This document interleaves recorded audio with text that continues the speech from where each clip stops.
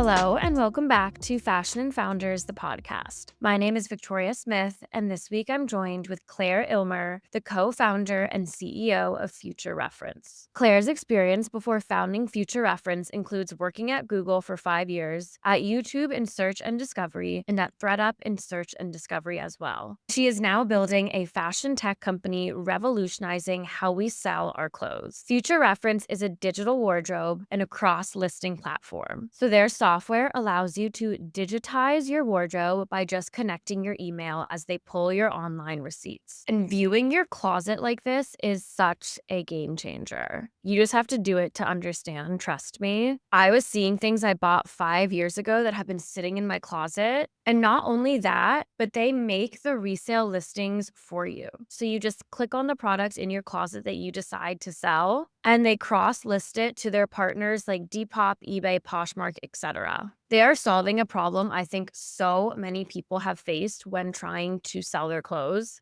Also, right now, while you're looking at your wardrobe on Future Reference, you can go check out your wardrobe wrapped. So basically, Spotify wrapped, but for the items in your closet. And that is my kind of information. And they don't just say, like, oh, you bought 20 pieces of clothing. It gets specific.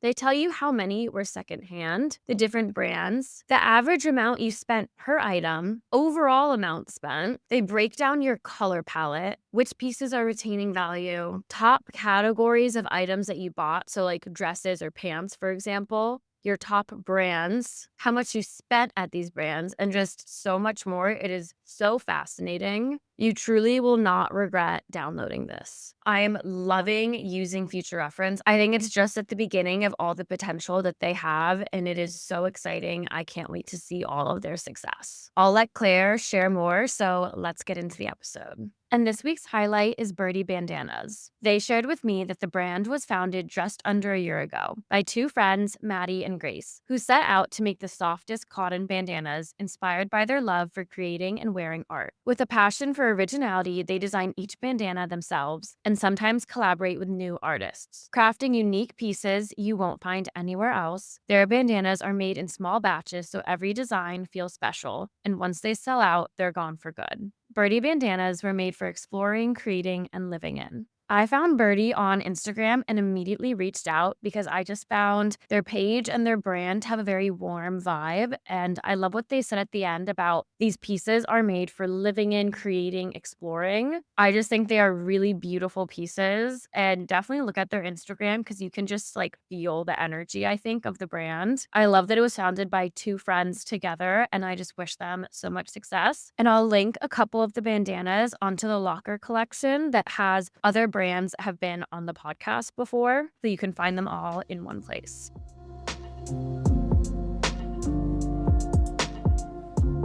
All right, here we go. Yeah. Hi, Claire. Hello. I am so excited to be here in person with you in New York and that this whole timing thing worked out. So glad. And very thankful to Nama and Manya for connecting us. They're great at that. I was reading about it on LinkedIn today. So I was like, that's just so cool that they're able to do this constantly. And this community in this industry is so collaborative. Mhm. So I can't wait to hear more about you and Future Reference if you can get into your intro. Yeah, and I agree. Like starting this whole thing, it's been so lovely to see how collaborative everyone is and just willing to introduce each other. So it's been great. We could talk more about that. But yeah, about me, I'm Claire. I'm the founder of Future Reference, and we're a new resale platform focused on creating the best seller experience for really just the average luxury consumer. Think of us as like your resale assistant as a seller. And really what we are trying to do is make it easier and faster to sell your stuff and hopefully make more money, which everyone always wants, I think, from resale. And so how we actually do that is we are a cross-listing platform. So when you list with us, we actually cross-list across a variety of peer-to-peer marketplaces. Includes Poshmark, Vestiaire, Depop, eBay, and hopefully we'll add more over time. But the idea is that we want to get maximum reach for your items. Typically, the average person, when they go to sell stuff, they just want to sell it and they want to sell it quickly. And so by doing it across all of those platforms, we can do that. And then the other piece is for more money. That's really just the peer-to-peer aspect of it. A lot of our customers right now are people who've maybe sold through the RealReal or a consignment service, maybe are a little bit frustrated with the commission, but don't want to put in the effort of really selling their stuff. And so we're trying to make that process more seamless. And then the faster and hassle is really the technology that we've built to take all of the effort out of it, and can talk more about exactly what that entails. Yeah. So you touched on this already a bit in your answer, but what was the initial why now moment or initial problem that you're like, this is so annoying, I'm going to create a solution for it? Yeah. So it really came out of my experience as a seller. I think I have sold on every platform at some point. I've been mainly a Poshmark seller for, I don't know, over 10 years for sure. And really came out of my frustration with just the UX. I come from a bit of a design background, but just how much time it took. And then I was at ThredUp previously at a prior job, and I really saw this in a business context as well, and started to dig in on why it's so hard to acquire supply. At the time, like ThredUp, we were trying to incentivize people. How do we get people to send us higher quality inventory? Things that are in their closet or the back of their closet that are nicer brands that you aren't at the point where you're like, just get it out of here. But how do we think about that problem? And so while I was at my MBA, I started to think about this and iterate. And that's when I really dug in on interviewing people to see what was their experience with resale. And it was really a range, but every single person kept bringing up the process of, it's just so annoying. And I hate this. It's too time intensive. So I just don't do it, was a lot of what we heard, or I do it and I hate it. I think that's such a big opportunity to think about, how do we make it something. I don't think it's ever going to be like, oh my God, I love reselling my stuff, but how do we like take a lot of that out so that we can get more high quality inventory into the resale ecosystem? I have experienced all of those problems and feelings that you've described, where I think I've used every single one too. And I remember I had a probably over $100 Reformation dress that was very good quality. I think I wore it twice. It just didn't fit me anymore. I could not sell it for the life of me. And I was like, I thought this would be the easiest resell I could have. Reformation is a very coveted brand, specifically on resale markets. Ended up sending it to the Real Real. I made $9. Yeah. And I was like, what? Yeah. And it was probably like, they actually probably sold it first. You're keeping maybe 30% there. Yeah. And so they sold it for more. That's the market value. But if you don't want to go through the effort of posting it on all of these platforms, which we've done a lot of studies, it takes on average 7 minutes per platform. So if you're posting on multiple platforms, you're taking 30 minutes per item to list something. It's just, the average person is not a professional seller. And a lot of the platforms have, I think, over time, maybe geared towards a little bit more of that professional seller. So we were thinking, how could we act as a professional seller on your behalf? Yeah, I think that is the biggest obstacle in that consumer journey, because I'll do one and then I'm like, oh my God, I do this to my closet now. Exactly. So we're trying to take one, the cross-listing piece, and make that easier.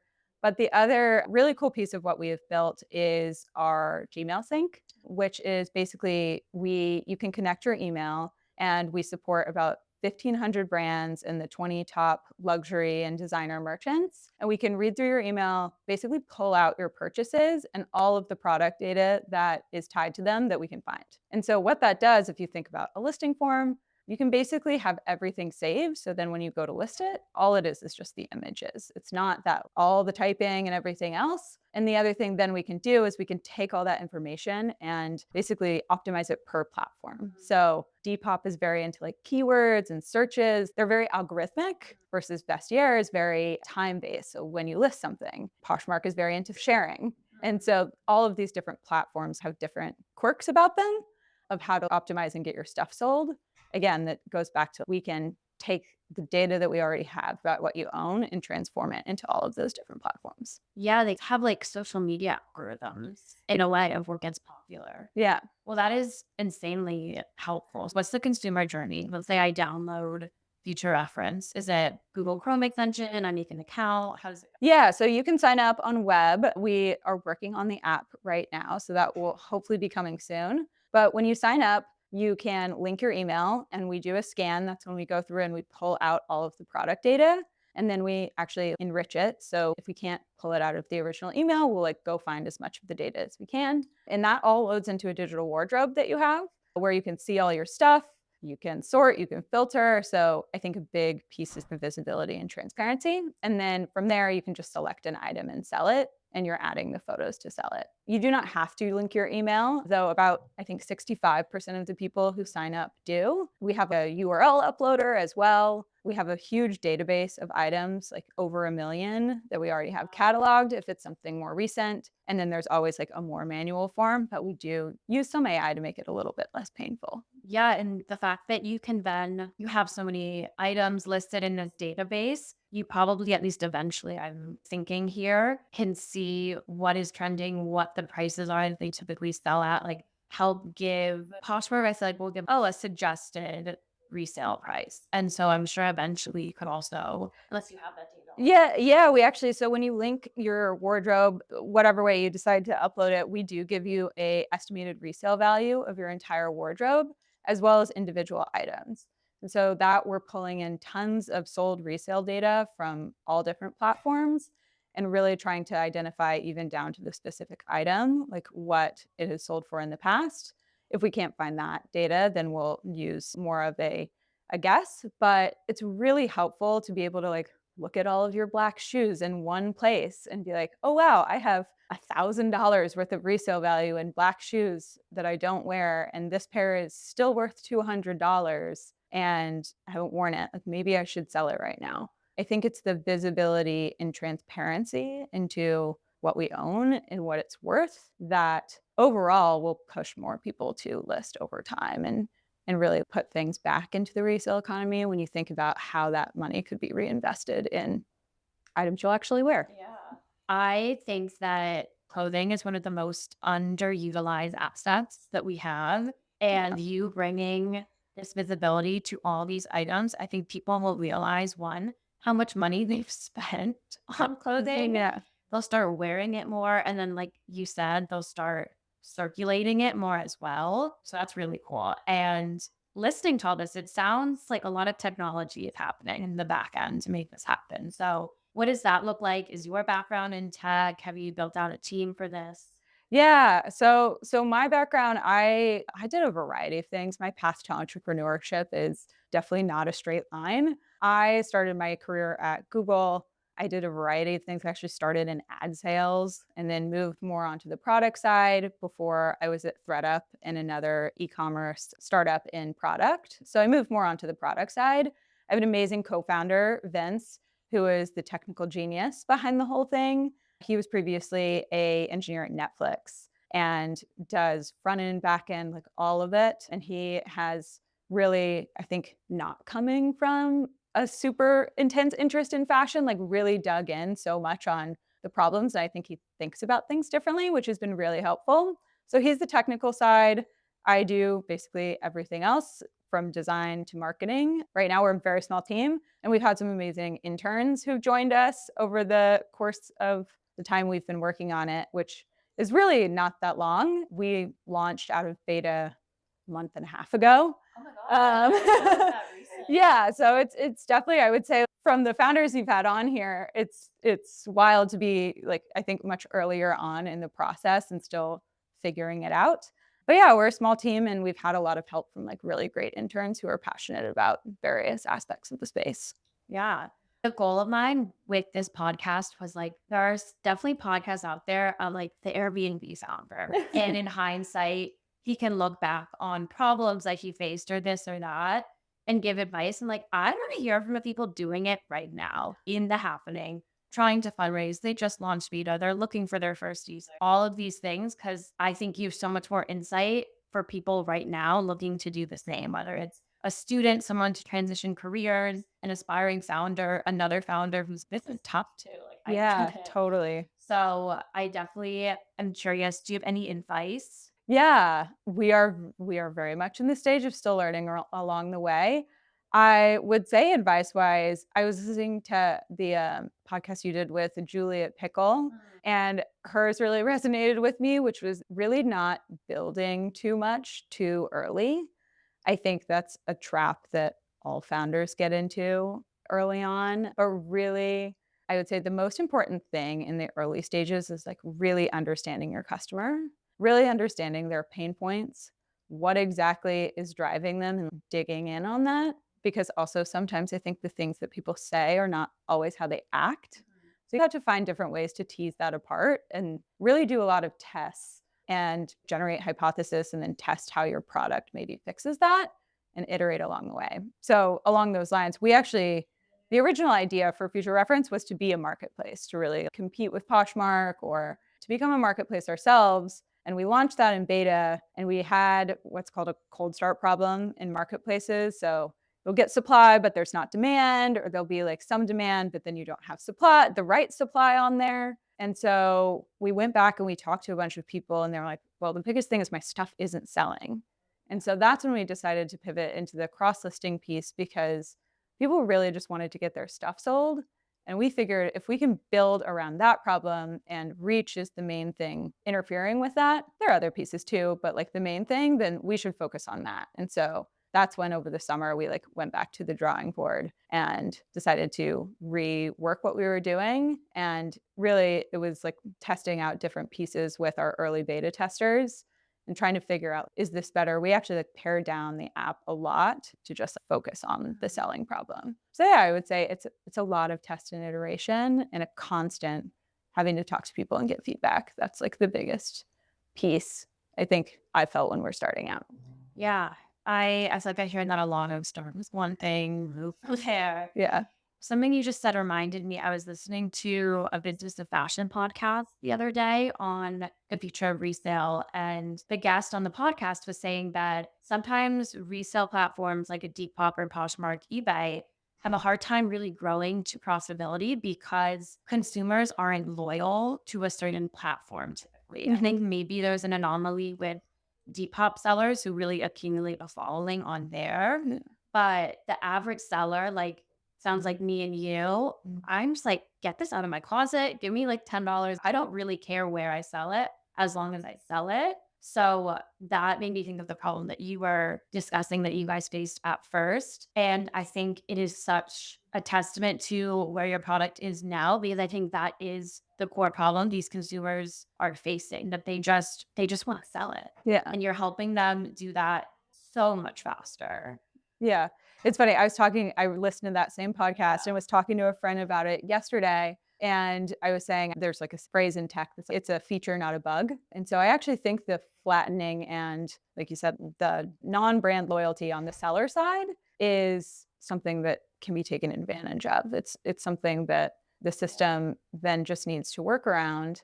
And I think that over time, I think you'll see the existing marketplaces focus more on the demand side and who is their customer, who's coming to their platform, how do you get the best inventory for that and match inventory a little bit better if supply is flatlining, or not flatlining, is if supply is across platforms. It's like, how do you algorithmically or some other way help people find what they're looking for? So we're like inverse of something also like a FIA or like a Benny or a Gem app. They've all been around and they're like aggregating demand, and we're trying to like aggregate and like boost supply. Yeah. Yeah, it's interesting because I think a lot of people don't focus on the sellers. All these platforms are trying to help buyers find what's being sold, but not helping sellers sell their items easier. And you touched on this before, that at your time at ThredUp, you talked about supply was an issue. And I've heard that as well from other consignment stores. I talked to someone not on the podcast, but for a different kind of conversation. And they said the biggest problem the real faced was supply, that they're constantly trying to get more supply. Why is that? Do you have any insight into that? Because in my eyes, like 100 million, I think maybe billion, I'll double check that, of items of clothing are made every single year. Clearly there's enough clothing out there in the world. Why aren't people selling? Yeah, I think it's getting, well, one, just generally more supply, but also the right supply. It's the supply that people are searching for, that they're demanding. This was a lot of what I worked on at ThredUp. I was on the search and discovery team. And one of the big projects was people were searching and there were like no results for what they were finding. And so how could we help either fill those gaps with supply or divert them to other places of discovery? But yeah, supply is always a problem because you want to have what people want. And a lot of that sits in closets for too long because people, I also think there's a bit of a consumer psychology element that people think that their clothes are worth a lot more than they are. It is a trend and cyclical based business. So there are items that like go out of style or go out of trend, and it's hard to know when exactly that's happening. And so a lot of times people let things just sit for a really long time in their closets, and then they're like, get it out, instead of knowing, hey, like this brand and style or this type of item is kind of like starting to decline in value. Or maybe you hold on to it for 15 years and it comes back. But again, that goes back to like transparency and visibility and knowing more of that. I think if the consumers knew more, we would sell more stuff faster. But yeah, supply and marketplaces is like typically where everything is constrained. You got to get supply to then feed into the demand. That I just find so counterintuitive to me because you hear about people on the sustainability side, and they're like, we need to stop making so many clothes. So many clothes are being made every single year. But the resale market apparently doesn't have enough clothes on all these platforms. So it's interesting to get that insight because, yeah, it's about something of quality in style as well.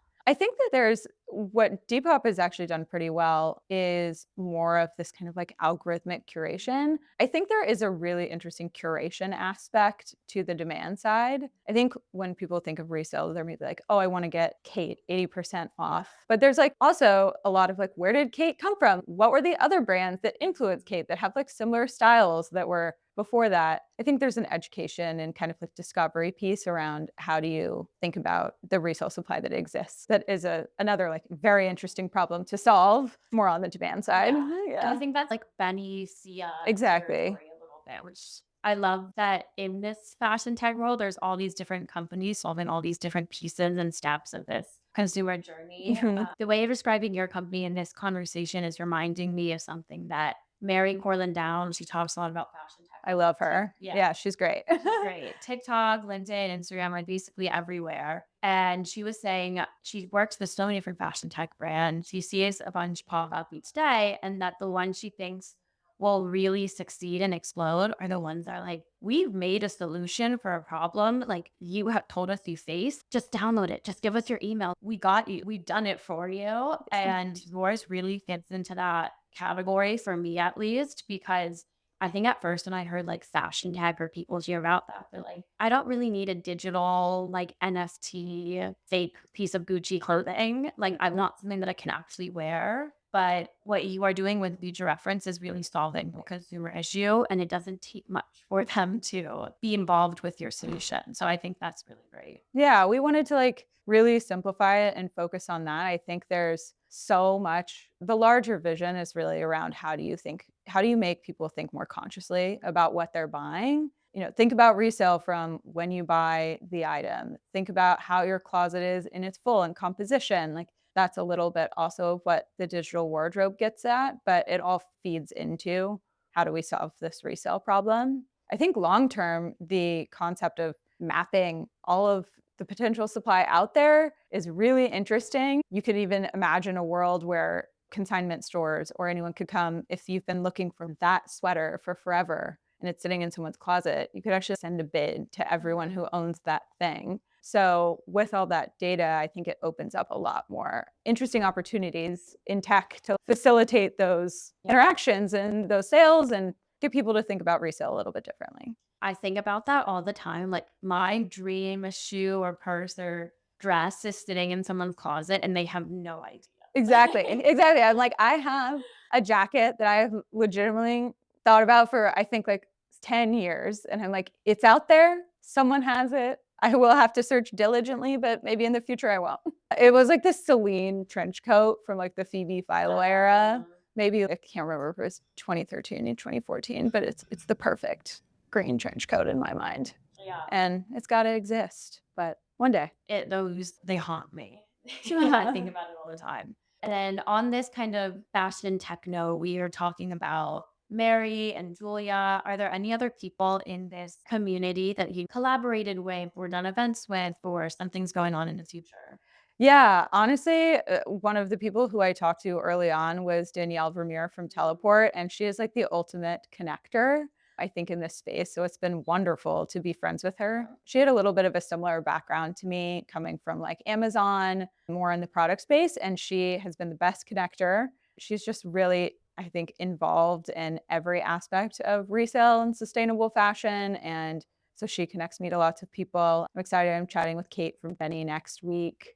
I also love what the girls at Locker are doing. I think, again, on the demand side, the idea of like, how do we shop more consciously when I feel like right now everyone is maybe feeling that we're all just getting pushed lots of like pressure to buy, buy, buy, buy, buy. Like, how do we slow down and think about that? So I think I would love to connect with them too. Those are like on my dream list. And same thing with, I would say, the other person, founder on my dream list is Julie Borenstein from Daydream. She has just done it several times. And so she would be wonderful to talk to as well. I'm really excited to see what she launches. It's going to be interesting. Yeah. It was $50 million. Yeah, from Forerunner, which is in part was the VC that backed the startup I was at previously. And they are really one of the, I think, premier e-commerce and e-com enablement VCs. Actually, that was one of the things we had talked about this previously when thinking about getting into fashion tech. Even when I was looking at my last job, for my last job, because I knew I wanted to be at a smaller startup, I basically went to the VC websites and I was like, what is every company that they've invested in? Which ones are interesting to me? And I cold emailed all the CEOs that I thought were interesting. And I was just like, what are you building? I think your company is cool. And obviously, we're at a very small stage, but I think that that is a very overlooked way of just connecting with founders and saying, I think what you're doing is cool. Here are what I imagine your problems are. I would love to help. And it goes a long way. So Yeah, I think that's also a great piece of advice for people who are interested in getting into this space. yeah. Because that's how this all started. I just would send out so many cold emails. I also really was a user of their company too, and Yeah. that made a difference. Like Pickle, Obsessed, Locker, like all of those. But the difference that just an email and a reach out can make in your life is crazy. Yes, I think it's highly undervalued. Like, really networking, I don't even think so. I started my career at Google and I was there for 7 years. And I think you get a little bit comfortable. Even within Google, I would network and I bounced around between teams. But since leaving, I think it's really just ignited I started doing cold outreach again. Like, I wanted to move into kind of fashion tech and specifically resale. And you just forget that a lot of people are available if you reach out to them, even if you have to try a couple times. Like, a lot of people are open to chatting if you're passionate about the space and want to bring an interesting perspective to it. Definitely. And you mentioned that the way you found a lot of these companies was through VCs that were investing in them. What has your fundraising experience been? I know you just launched Beta, so it's very new, but what are you thinking about? Are you looking at angel investors, VCs? What is your thought process on this? Yeah, so we decided to go to the bootstrapped route up until, well, at this point we are bootstrapped, but we've really started to have some amazing conversations with angels and VCs who invest obviously at the earlier stages. I think what I look for, having been at a startup as well as just chatting with VCs, is someone who's really interested in the space, which is also why I think I gravitate towards a lot of angels who maybe have a personal investment in it or they've done similar investments and have an understanding of the market on a larger scale. But yeah, we are just starting those conversations. So it's just been interesting to connect with folks and hear also about different theses that people have. I think one of the pieces of advice that really resonated with me from a friend who raised was that you are like, they're pitching you as much as you are pitching them in a way, especially at the very early stages. Like, you want to bring on people and get involved with people who believe in what you're doing and can offer value, whether that be connections or advice. So we have some really great advisors who've been working with us thus far, and that's how we're approaching the fundraising journey as well. Though we're really not fully, we haven't gone through it yet. So I'm sure if you come back in a year and we talk, I will have a very different perspective. Follow ups. Yeah, we can do a follow up in a year and see where we're at. Yeah, it's interesting. Christine Locker said something a bit similar. She had to shift her mindset that I'm not asking you for money. I'm giving you an opportunity to invest. Yeah.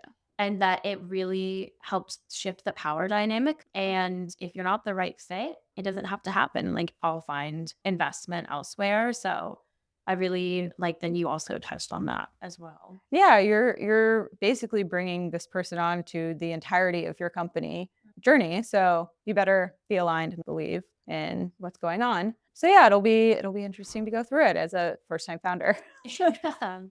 Yeah. And then I think it would be fun to get into a bit of a speed round. Okay. So and you don't have to too fast. You got like a little bit ready. I'm like braced. But just some kind of interesting questions, especially with your background in resale. You are probably looking at multiple products each day. First and foremost, what is a misconception or myth about resale people have? I'm going to just say speak to the larger industry, but I think that brands specifically have thought a lot about resale as like something that they have to do. Now you have more of the RAS programs that are like proving profitability, but I think resale has been really in a way overlooked about building community. I think it's a really great way for people to experience your brand and also connect with other people who clearly have liked your brand in the past or like your brand. I think that one example I look to is Emmy Parsons, the shoe company. They're like all over Substack with people being like, I'm looking for these shoes. I really want them. Or like, how do they fit? And people will join in. And so I think that there's a community aspect of resale that's maybe overlooked. Yeah. Yeah. I like that. What to you right now is a great investment? I think investing in a really great coat is like highly overlooked. I think that people also don't look at the fabric when they buy coats, especially new coats these days. There are just so many like beautiful, classic, like well-designed coats that already exist out there on the resale market that are like pure wool and cashmere and silk and thick and nice. Sometimes I go into stores now and I feel like I like feel the fabric of coats and I'm like, this is polyester. So I think investing in a really nice quality coat that you will have for a while is, I also just love coats. So that's part of the thing. But I feel like that is just one of the things that really does hold value over time. Yeah. I like your blazer too. It matches you. Oh yeah, I didn't even do that on purpose. I got this from The Real. It's Acne. I think they make the best blazers. They just always have like really interesting shapes. There's like always a little twist and they're really nice quality. So hit up Acne Blazers on The Real or other platforms. Oh my gosh. Yeah. So these are Prada. I got them for $85 on Poshmark. Hidden Gem is looking for things that are in fair or good condition. They had a scrape of the patent was off and I bought them and I took them to a cobbler and they completely fixed them. So I also like, yeah, underrated are cobblers and like the ability to repair your stuff. There's also very cool companies like Alter New and some of the Revive that are looking into that. These are Kate jeans that I like bought way on sale and I'm finally getting to wear. Yeah, my blazer I got on The Real. I think the other cool thing with Future Reference with having your wardrobe digitized, I actually looked at this the other day and I was like, how much stuff am I buying resale? And it was like 55%. So you actually see some of that cool stuff of what have I bought this year? Like I really looked at it and I was like, oh, I bought 30 pieces. That was more than I honestly thought. But then it's cool to see, okay, I bought a lot of resale and what is the value of the resale stuff versus the stuff that you're buying off the rack. Yeah. What else? I'm like, I've gone down a really big rabbit hole on like costume jewelry from the 80s and 90s. I think there's like a lot of pieces that are so cheap on Poshmark and eBay that a lot of companies now, if you like reverse image search, you can really find the references for them. So this was an eBay find. But I think that's the fit. Yeah. Amazing. I can't wait to get my closet by the numbers future reference because I think I'll probably either be very surprised or very happy. Yeah. That because I really try to shop secondhand almost exclusively. There are certain things you just can't, but I'm definitely curious to get like an actual number. Yeah, we did that when we launched. We did a little bit of a campaign about, we like videoed and wrote down a lot of the reactions from people who'd had their closets digitized. And it was like, oh my God, I didn't know it was that much. I didn't know I had 17 pairs of black shoes. I'm just like, don't think about it. I didn't even know that that was still in my closet. I did buy that 5 years ago. So it's a little bit of a magic moment when you do it. If we do only do like certain brands, but typically I think we find like 50 items on average. Wow. Yeah. Are there certain pieces you've seen that go like on average very overvalued or very undervalued? I think generally people think their dresses are worth a lot more than they are. I think, again, that goes back to there's just a lot of cyclical and trend nature, I think, especially in dresses, and people wear them several times and then want to get rid of them or change them for something else. I think people think that they retain a lot more value than they do. It really varies quite heavily by brand, but dresses, there tends to be a larger differential between what people want to list for and what people sell for. Jeans, we've seen actually, people are pretty good about, I think people are less tied to their jeans. Jeans sell pretty quickly. People price them correctly a lot of the time. So there's like funny things like that that we notice. Bags, people also tend to overprice. And we actually have been adding and trying to improve our analytics feature, which is basically where you can see similar or sometimes even the same item and what it's sold for from the data that we collect. And I think that's been a helpful anchor for people to realize, oh, my bag is actually not worth.